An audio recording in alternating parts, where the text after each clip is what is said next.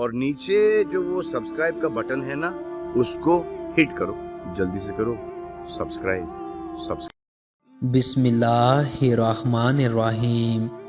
حضرت ابو ہریرہ رضی اللہ تعالیٰ عنہ سے روایت ہے کہ انہوں نے کہا کہ ایک شخص اپنی بیوی کے پاس آیا اور دیکھا کہ وہ بھوکی ہے تو وہ جنگل کی طرف نکلا اور اس نے دعا کی، اے اللہ ہمیں ایسا رزق عطا فرما جسے ہم چکی میں پیس کر روٹی بنائیں۔ تو اس نے دیکھا کہ ایک پیالہ روٹی سے بھرا ہوا نمودار ہوا اور چکی آٹا پیس رہی ہے اور تنور لکڑیوں سے گرم ہے۔ پھر اس کا شوہر آیا اور اس نے بیوی سے پوچھا، کیا تمہارے پاس کچھ ہے؟ اس نے کہا، ہاں، اللہ تعالیٰ نے رزق عطا فرمایا ہے، اور چکی اٹھا کر اس کے گرد سے آٹا نکالا۔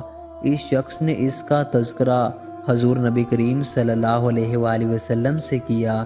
آپ صلی اللہ علیہ وآلہ وسلم نے فرمایا، اگر تم چکی کو گھومتا چھوڑ دیتے تو قیامت تک چلتی رہتی۔ دوسری روایت سعید بن ابو سعید رحمۃ اللہ علیہ حضرت سیدنا ابو ہریرہ رضی اللہ تعالیٰ عنہ سے روایت کرتے ہیں کہ انصار کا ایک شخص حاجت مند تھا۔ ایک دن نکلا اور اس کی بیوی کے پاس کچھ نہ تھا۔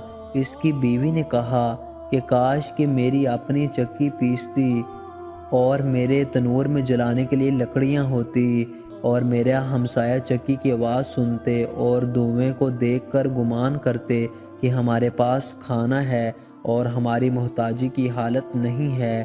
تو پھر وہ اپنے تنور کے پاس گئی اور اسے گرم کیا۔ اسی لمحہ چکی گھومنے لگی۔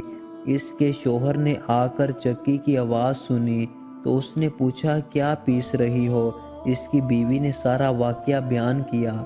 وہ اندر چلی گئی تو چکی برابر پیس رہی تھی اور اس سے آٹا باہر آ رہا تھا، تو گھر کا کوئی برتن آٹے سے بھرے بغیر نہ رہا۔ پھر وہ تنور کے پاس گئی تو اس نے تنور کو روٹی سے بھرا ہوا پایا۔